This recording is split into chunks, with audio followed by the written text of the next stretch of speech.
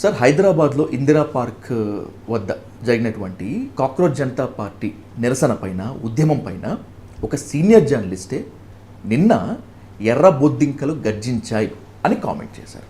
దీన్నే బేస్ చేసుకుంటే నిజంగా ఒక పార్టీ వైపు, ఒక పార్శ్వం వైపు వెళ్తుందా CJP? What is your comment sir?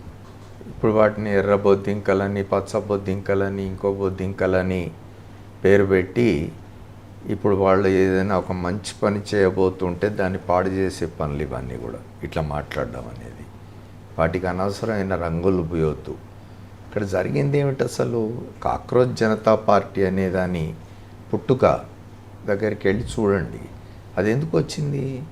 ఈ దేశంలోని యువతను దేశ అత్యున్నత న్యాయస్థానం చీఫ్ జస్టిస్ చేసిన వ్యాఖ్యలు ఈ దేశ యువత మీద, వీళ్ళు పని పాట లేని వాళ్ళు, వీళ్ళంతా ఈ పని పాట లేని పనికి మాలిన వాళ్ళంతా కూడా వీళ్ళు పోయి మీడియాలో, సోషల్ మీడియాలో, లేకపోతే రైట్ టు ఇన్ఫర్మేషన్ యాక్టివిస్టులుగా తయారవుతున్నారు. వీళ్ళందరూ కూడా బొద్దింకల్ లాంటి వాళ్ళు, పరాన్న జీవులు, కాక్రోచెస్, పారాసైట్స్ అన్న కారణంగా ఒక వ్యంగ్య వ్యక్తీకరణగా ప్రారంభమైంది కాక్రోచ్ జనతా పార్టీ అనేది. ఒక పొలిటికల్ లైన్ తీసుకోనో ఆ లక్ష్యంతో బయలుదేరింది కాదు, ప్రారంభమైంది కాదు. అయితే అది స్టార్ట్ అయిన తర్వాత ఇప్పటికే ఇది స్టార్ట్ అయిన నాటికే దేశంలో ఒక ప్రధానమైన సమస్య, నీట్ లాంటి, సిబిఎస్ఈ లాంటి పరీక్షలకు సంబంధించిన పత్రాలు లీక్ కావడం వల్ల, ఇది మొదటిసారి కావడం లేదు, చాలా సందర్భాల్లో జరుగుతున్నవి. ఏదో చెప్తున్నారు, ఏదో చేస్తున్నారు, మసిబుస్ మారేడుకాయ చేస్తారు, అయిపోతుంది. ఈసారి ఈ కాక్రోచ్ జనతా పార్టీ దాన్ని ప్రధానంగా తీసుకున్నది. అదే కాకుండా ఈ దేశంలో ఉన్న అనేక సమస్యలు, నిజానికి మీరు ఇవాళ కాక్రోచ్ జనతా పార్టీతో అసోసియేట్ ఉన్న వాళ్ళు మాట్లాడుతున్నారు వినండి మీరు. వాళ్ళంతా కూడా ఉన్నత విద్యను అభ్యసించిన వాళ్ళే. వాళ్ళంతేమి చీఫ్ జస్టిస్ ఆఫ్ ఇండియా ఆయన కామెంట్ చేసిన విధంగా పని పాట లేకుండా రోడ్ల మీద తిరుగుతున్న వాళ్ళు కాదు. వాళ్ళంతా కూడా చాలా బాగా చదువుకున్న వాళ్ళు, ఉన్నత స్థానాల్లో ఉన్నవాళ్ళు.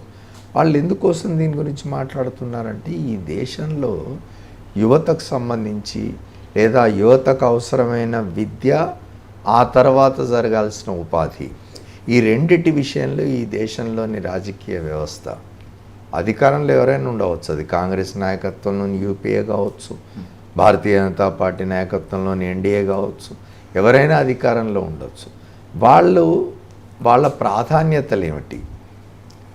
పిల్లల ఎడ్యుకేషన్ పట్ల, పిల్లల ఎంప్లాయ్మెంట్ పట్ల ఎంత నిరాసక్తంగా ఉన్నాయి ప్రభుత్వాలు, ఎంత నిర్లక్ష్యంగా ఉన్నాయి, ఎంత